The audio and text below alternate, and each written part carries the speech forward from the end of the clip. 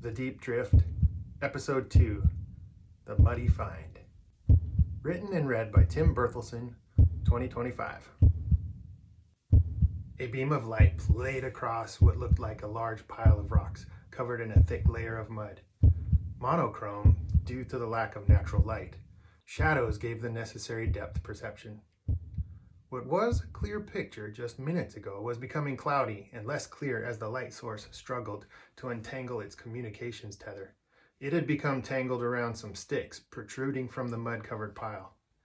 Now that the visibility had become less than 2 meters, Noah became convinced he was not going to be able to untangle this underwater remotely operated vehicle, or ROV. He and the team couldn't afford to leave it behind.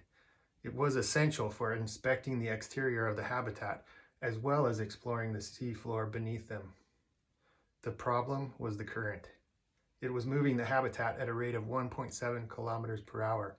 They were slowly leaving the ROV behind. Noah had designed the system so the communication tether had a reel on the habitat as well as on the ROV. He had released the reel on the habitat to give him some time to untangle, but now it was down to about 500 meters left. The drift would unwind that in about 15 minutes. Noah glanced at the compass icon in the virtual reality or VR goggles. It expanded, revealing that the straight line distance to the ROV was over 1,300 meters. He kept 2 autonomous underwater vehicles, or AUVs, in the water at all times. These underwater drones imaged the ocean floor under the habitat for navigation and for analysis. Each AUV drone was equipped with side-scan sonar, bright LED lights in the visible spectrum, and video imaging cameras. They communicated with the habitat via laser beam link when visibility was good enough. An ultra-short baseline system, or USBL, gave each drone a sense of position relative to the habitat using high-frequency acoustic signals.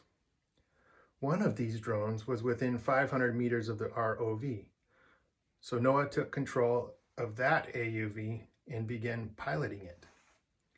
At the same time, he tapped his earbud and said, "Hey guys, I've got a problem with the ROV. Will someone apply the thrusters to keep the habitat stationary relative to the seabed? We may need to drop anchor if I can't free it using the drone." "I'll apply the thrusters," said Kayla from the aquarium, where she was adding mud and pieces of coral to make the pink Floydy shrimp feel more at home. Noah continued describing his predicament to the team via the earbuds as he saw the cloud of sediment coming nearer. He caught sight of the tether and maneuvered the drone along it, slowing as it approached the tangle. Just then, a glint of light reflected in the VR and his heart began to race. He rotated the drone to take in the scene slowly. The current had moved the turbid water away from the ROV. This left a clear view, and now he was certain of what he was seeing. His voice quivered with excitement as he blurted, "Gold! Awesome! You have to see this. Check out the feed from drone number 3. After a few seconds, Gabe said, "What? I'm heading to a bigger screen. Can't see very well on my watch." "I'm applying enough thrust to move back over the site to prepare to drop anchor. Hey Gage, will you inspect the 1 and 2 anchors to make sure they are ready to go, please? It'll take about 20 minutes to get to the drop position." Kayla deftly tapped the control screen, entering the GPS coordinates of the point she wanted the habitat to move to. The thrust system included a feedback control feature allowing the habitat to maneuver itself. "I'll let you know whether anchors 1 and 2 are ready. How much line will each anchor need for this drop?" Gage was doing the math in his head, but wanted Kayla to back this up from the software. Depth was about 280 meters below them, and the current was about 2 kilometers per hour. The seabed appeared to be mud-covered rock. The anchor ankle then should be smaller than 50 degrees. He tapped the numbers on the calculator app. It said 435 meters. Gonna need at least 500 meters. Each reel has 2,000 meters of rope, so we're good. Computer says we'll need 645 meters on each. Okay, both are ready to be dropped when you need them. Via stepped into the room with Noah and pressed the power button on the wall display. She selected the number 3 drone thumbnail image, and the view from the drone filled the screen. A shiny figure of a woman's head was visible, contrasting starkly with the monochrome mud. As Via stared at the mud-covered structure around the figurine, she mumbled, "Another good reason to take this adventure. I love this." "Did you say something to me?" Noah lifted the goggles, glancing at Via. "This find is another good reason to go drifting around the Pacific Ocean. What a find! We almost went right over it. The mound doesn't look like anything man-made. Nothing like the other wrecks we've passed so far. They still had obvious ship features clearly visible." "Yeah, I was skimming through this drone footage from earlier today and decided this mound was the most unique topography in the area. I wanted to explore with the ROV today, so I just went looking. There wasn't much to look at, just a thick layer of mud. If the tether had not tangled, we would have missed this."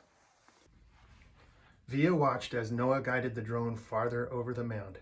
He used the side scan sonar and the imaging tools. He varied the frequency of light. One of the images, using blue light, revealed small, red, glowing dots in the mud. She tapped her earbud and said, "Hey, Kayla, you'll want to look over the images Noah is getting with the blue light. It looks like there are some organisms living in the mud that are fluorescing." "I'm setting the anchors now. If they hold, we'll all get to spend as much time as we want on this wreck. I'm already imagining Dr. Higginbotham's reaction to what we are discovering." Kayla had already told her doctoral advisor about many of their discoveries. He was always full of questions and ideas of how to make the most of what they found. Noah returned the drone to autonomic operation and placed the VR in its cubbyhole. He walked down the hall to the garage and began preparing ROV number 2 for launch. Its 3 degree of freedom, or DOF, robotic arm couldn't match the 6 DOF arm of the ROV number 1, but it should be able to untangle number 1's tether from the wreck. "It may take a while to untangle if number 2 requires strong thruster bursts. The top layer of mud is so easily disturbed, making visibility low. It is difficult to guide the grabber in low visibility." That's all for this episode. I'm letting you fill in the rest of the story using your imagination.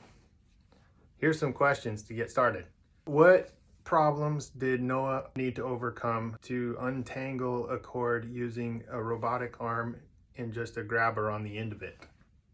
What kind of an old ship would have had a figurine on it somewhere of a woman with gold on it? Do you know of any organism that lives in deep areas of the ocean in mud that might fluoresce red in a blue light? Let's talk about all of this in the comments. Thanks for watching. If you like my content, subscribe. If you like this video, give me a thumbs up. It really helps the algorithm. Thanks.